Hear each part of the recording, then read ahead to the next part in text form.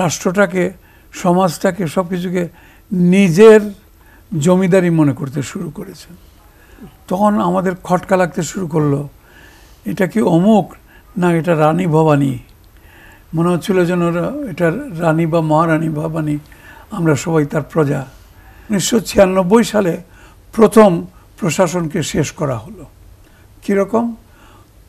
আমাদেরই দুই একজন উচ্চাভিলাষী কর্মকর্তা, তিনারা কেউ স্বপ্ন দেখলেন যে কালকেই আমি যুগ্ম সচিব থেকে সচিব হয়ে যাব, আর তার সচিব থেকে পরশুদিন হয়ে যাব গিয়ে মন্ত্রী।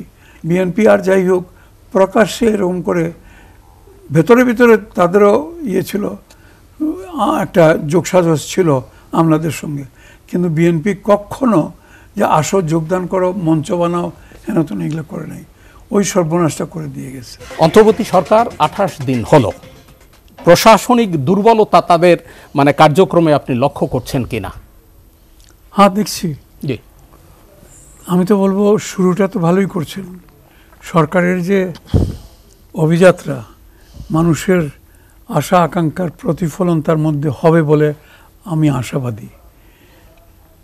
তো দুই একটা এখন যেহেতু না কোনো প্রশাসনিক ক্ষেত্রে কোনো দুর্বলতা লক্ষ্য করছেন? আপনি তো প্রশাসনে সর্বোচ্চ পদে অধিষ্ঠিত ছিলেন। হ্যাঁ, প্রশাসন তো শুধুমাত্র একটিমাত্র ব্যক্তি বা মুষ্টিমেয় কয়েকজন মন্ত্রী বা ইয়ে দিয়ে নয়। প্রশাসন হচ্ছে মস্ত বড়, সমস্ত দেশব্যাপী বিভিন্ন ক্ষেত্রে এবং বিভিন্ন গোষ্ঠীর সমন্বয়ে। আচ্ছা, তো আপনি হয়তো বলছেন যে প্রশাসন মানে যে অর্থে আমরা প্রশাসন বলি, দেখুন আমাদের সকলেরই বড় তিক্ত অভিজ্ঞতা যে গত কিছুদিন, এই যে 15-16টা বছর বলতে গেলে বাংলাদেশে প্রশাসন মারা গেছিল। অনেক সময় আমরা আলাপ আলোচনার মধ্যে টকশো ইত্যাদিতে সুশাসনের কথা বলতাম, তখন আমি সঙ্গে সঙ্গে বললাম সুশাসন, আরে আগে শাসন বলেন, তারপরে তো সুশাসন। শাসন দেখছেন কোথায়? এ তো ফ্রি ফর অল একটা ব্যাপার ছিল, লাইসে ফেয়ার যেটাকে বলা হয় ইকোনমিক্স, সেরকম একটা ব্যাপার ছিল। আর এগুলো চেক দেওয়ার কোনো ইয়ে ছিল না। পরে আস্তে আস্তে অতি দ্রুত শুরু হয়েছিল তাদের এরকম, অতি দ্রুত আমরা দেখলাম না, কেউ কেউ কেউ কেউ শব্দটাই ব্যবহার করলাম, বুঝে নেন বাকিটুকু। তো হ্যাঁ, যে নিজে এটা দেশটাকে, রাষ্ট্রটাকে, সমাজটাকে, সব কিছুকে নিজের জমিদারি মনে করতে শুরু করেছে। তখন আমাদের খটকা লাগতে শুরু করলো, এটা কি অমুক না এটা রানী ভবানী। মনে হচ্ছিল যেন এটা রানী বা মহারানী ভবানী, আমরা সবাই তার প্রজা। এবং পরে দেখা গেল যারা একটু একটু সাহস করে 2-4টা কথা বলতে চেয়েছেন, তাদের উপরে খড়গ নেমে আসছে। যাতে আমি বহুকাল আগে, আজকে থেকে প্রায় 12 বছর আগে, একটা পত্রিকায় কালের কণ্ঠে একটা কলাম লিখতে শুরু করলাম। আমি ভেবেচিন্তে এটার নাম দিলাম সেলাই করা খোলা মুখ, কারণ মুখটা সেলাই করেই রাখতে হয়, সেই আমলের কথা বলছি। তো যাই হোক, সেটাতে আর যাচ্ছি না। খুব আশান্বিত বোধ করেছি আমাদের মাননীয় প্রধান উপদেষ্টার একটা কথায়, যে আপনারা সম্পাদকদের বলেছেন আপনারা যা খুশি লেখুন, আমাদের যে সমস্ত ভুল ত্রুটি এগুলো কিন্তু পরিষ্কার। এই কথাটা তো আমরা শুনে অভ্যস্ত না। এটা একটা বিরল দৃষ্টান্ত রাজনীতিতে। হ্যাঁ, এবং আমি মনে প্রাণে বিশ্বাস করি, যতটুকু তার সম্বন্ধে জানি বা যতটুকু তাকে চিনি তো বহুকাল ধরে চিনি। আর তো তিনি কিন্তু যা বলছেন হি মিনস ইট। এটা নয় যে মুখে একটা বললাম আর ভেতরে একটা না।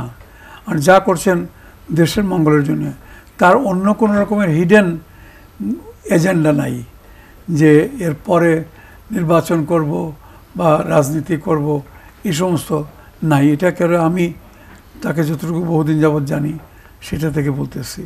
এবং দেশের মঙ্গলের জন্যে যতদিন প্রয়োজন ততদিন মঙ্গলের জন্য থাকবেন। আর সেখানে আমাদের মানে জনসাধারণের দায়িত্ব যেটা উনি বারবার বলছেন, আমি আপনাদের সহায়তা চাই, আপনাদের সহায়তা নিয়ে করব। আপনাকে ছোট্ট একটা প্রশ্ন করতে চাই, সেটি হচ্ছে উনি প্রায় 27 দিন পরে সচিবদের সঙ্গে বৈঠক করেছেন। এই সচিব কিন্তু সেই সচিব যারা বিগত মানে পতিত সরকারের সচিব। তো আপনি কি সেটা হিসেবে মনে করেন যে এই যে পুরো বিষয়টা, এর মধ্যে কোনো দুর্বলতা কাজ করতেছে? কোন বিষয়টার মধ্যে? এই যে মানে প্রশাসনিক যে একটা আচ্ছা, পুনর্বিন্যাস বেশ। মানুষের আকাঙ্ক্ষা। ভালো ভালো, জি হ্যাঁ, ভালো প্রশ্ন। দুর্বলতা যেটা ছিল, সেই দুর্বলতাদের নিয়েই তো তিনি সভাটা করছেন। যে মিটিংয়ের কথা আপনি বলছেন, আমার মতে ওটাই হচ্ছে কি দুর্বলতা। অর্থাৎ সচিব বলুন বা সরকারি কর্মকর্তা যারা রয়েছেন বিভিন্ন ক্ষেত্রে, বিভিন্ন দায়িত্ব, সেটা জনপ্রশাসনই হোক, পুলিশ প্রশাসনই হোক, বা অন্য যে কোনো কর আর ইত্যাদি ইত্যাদি সমস্ত প্রশাসন, ওটাই মস্ত বড় দুর্বলতা ছিল। এবং এটাকে এই দুর্বল করেছে ওই এর আগের সরকার। কারণ যদি আমার মাথায় যদি গণ্ডগোল হয়, দেখা যায় আল্লাহ না করুক, তাহলে পরে আমার পা বা আমার হাত কোনো নিয়ন্ত্রণে থাকবে না। তারাও তাদের ইচ্ছা মতো বিদ্রোহ ঘোষণা করে, বলে ও এখানে হেড অফিসেই যখন গণ্ডগোল হয়ে গেছে, তো তখন 16টা বছর কিন্তু হেড অফিসে, নির্দ্বিধায় বলছি এখন, ছিল। জানি না কেউ মনক্ষুণ্ণ হচ্ছেন কিনা, কিন্তু কথা বলতে পারিনি এরকমভাবে। এর কারণ হলো, এর প্রধান কারণ হলো যে দেশটা আমার দেশ, আমাদের দেশ নয়, আমার দেশে, যেটা একটু আগে বললাম রানী ভবানী মার্কা কথা বলে, তো এটা থেকে সর্বনাশটা দেখা হয়েছিল। আর দ্বিতীয়, এখন প্রশাসনের দৃষ্টিকোণ থেকে বলি, 1996 সালে প্রথম প্রশাসনকে শেষ করা হলো। কীরকম? আমাদেরই দুই একজন উচ্চাভিলাষী কর্মকর্তা, তিনারা কেউ স্বপ্ন দেখলেন যে কালকেই আমি যুগ্ম সচিব থেকে সচিব হয়ে যাব, আর তার সচিব থেকে পরশুদিন হয়ে যাব গিয়ে মন্ত্রী ইত্যাদি। এরা একটা অশুভ আঁতাত সৃষ্টি করলো এবং সচিবালয় থেকে বেরিয়ে এসে, সেটা তো ওইটাতেই আসতেছিলাম। রাজনীতিবিদরা তাদের রাজনীতি নিয়ে, কেউ বলছে নির্বাচন ভালো হয় নাই, কেউ বলছে খারাপ হয়েছে, কেউ বলছে নির্বাচন দাও ইত্যাদি, তারা তাদের কথা বলবে। আর তুমি সেই নির্বাচনটা যদি হয়, তাহলে সঠিকভাবে আইনের ভেতর দিয়ে কীরকম করে হবে, সেই আইন কানুনগুলো মুখস্থ করো, সেটা প্রয়োগ করো, এটা তোমার দায়িত্ব। না, তুমি কি করলে? ওই আন্দোলনকারীদের সঙ্গে গিয়ে হাত মিলালে, একটা ওই যে অশুভ আতাত সৃষ্টি করলো, যেটা ব্রিটিশ আমল থেকে শুরু করে। এখানে আমার আরও দুই প্রাক্তন কলিগ আছে, তারাও, বা এখানে আমাদের বিজ্ঞ অধ্যাপক মহোদয় আছেন, তিনি আমাদের চেয়ে ভালো জানেন। কোনোদিন সেই লর্ড ক্লাইভের সময় থেকে 1757 থেকে শুরু করে, বা 1765 ওয়ারেন হেস্টিংসের সময় থেকে শুরু করে অদ্যাবধি কোনোদিন সিভিল সার্ভিস, সরকারি কর্মচারী যে নামেই ডাকুন, তারা কোনোদিন গিয়ে রাজনীতিবিদদের সঙ্গে হাত মিলিয়েছে এরকম কোনো দৃষ্টান্ত ছিল না, কিংবা রাজনৈতিক মঞ্চে উঠে কোনো ঘোষণা দিয়েছে। এবং একটা কি খুশি করার জন্য রাজনৈতিক মঞ্চ, জনতার মঞ্চ নামক একটা মঞ্চ সৃষ্টি করলেন, এবং সেখানে উঠে আহ্বান জানালেন, আসুন আসুন যত সরকারি কর্মচারী এসে উঠুন।